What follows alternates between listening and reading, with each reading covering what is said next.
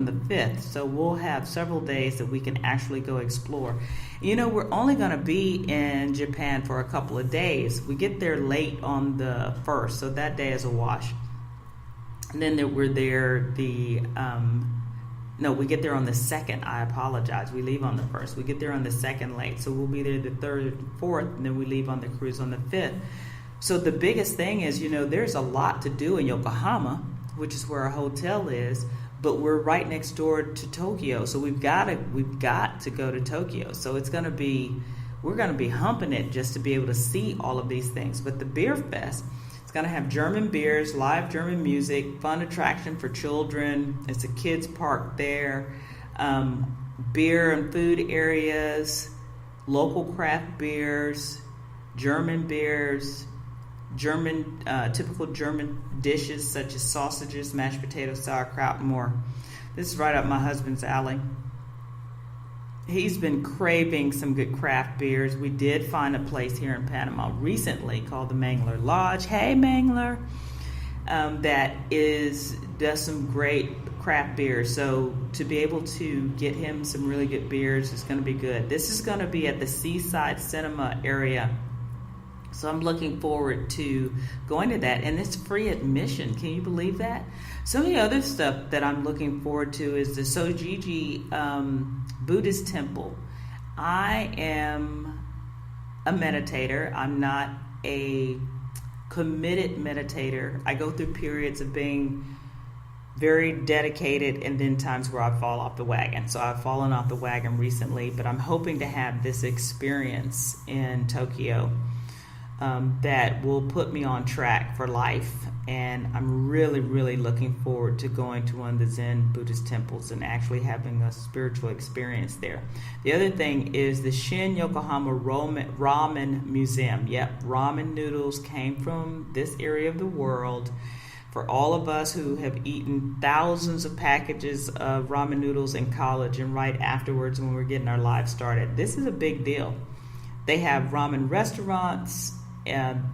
Evidently there's lots of different ramens, and I can't wait to actually see this. So it's downtown Tokyo, and in 1958 is when the ramen boom began, believe it or not. Yokohama Chinatown is known as the world's best Chinese food spot, go figure, in Japan. More than 600 shops and 250,000 square meters. This area has plenty of restaurants to choose from, so that's a must. I'm hoping that even the night that we get there, that we may actually get a chance to go eat some really good Chinese food. I've been craving. We do have good Chinese food here, though. There's a large Chinese population here in Panama, and there are some great Chinese foods here, food restaurants, and so. But I don't go often, so I'm really looking forward to that. And then just, learning about the different cuisines. There's Beijing, Shanghai, Guangdong, Sichuan, and so I'm really, really. Do you see the theme here? It's all about food for me.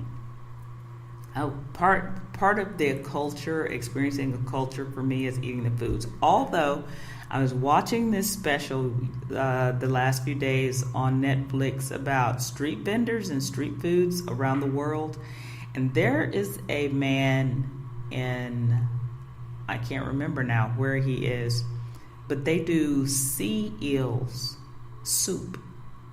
I'm not doing it. And I told my husband I'm not eating a bowl full of snakes, and that's what it looks like. It looks like he didn't crush them up or make them look any different than what they are, and he would hand you a bowl full of little baby snakes is what it looks like. So I'm not doing that, but I will try some other things.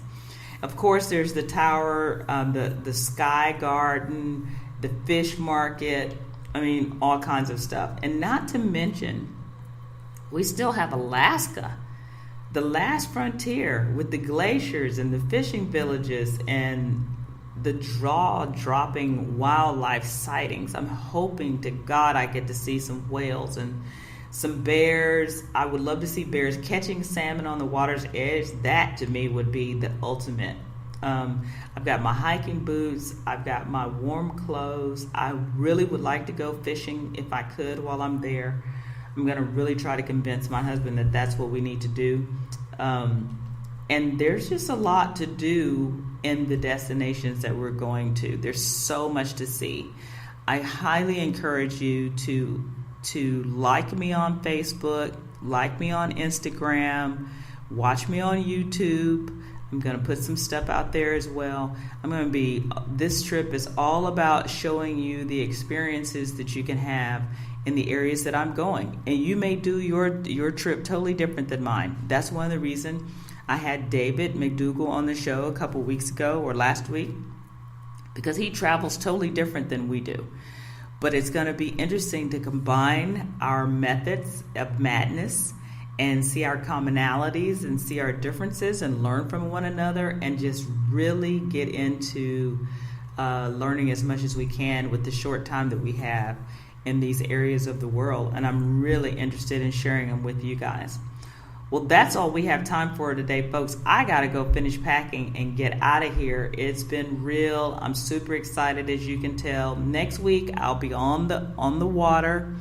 When we talk, I will try and get some interviews done with some people maybe on the ship, even some of Edwin's cast members. Wouldn't that be amazing to learn what it's like to be part of a cast on a Norwegian Cruise Line?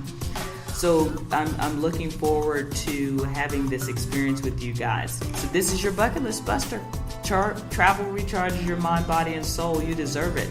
Your Bucket List Buster is here to help you start living your dreams. Visit me on Facebook, like me on Instagram, and post some of your pictures if you can. Thanks for joining me today. I hope you found some resources in today's show that excite your travel juices, provided you some valuable information for your next trip, and it gave you permission to take time off and have some fun someplace in the world.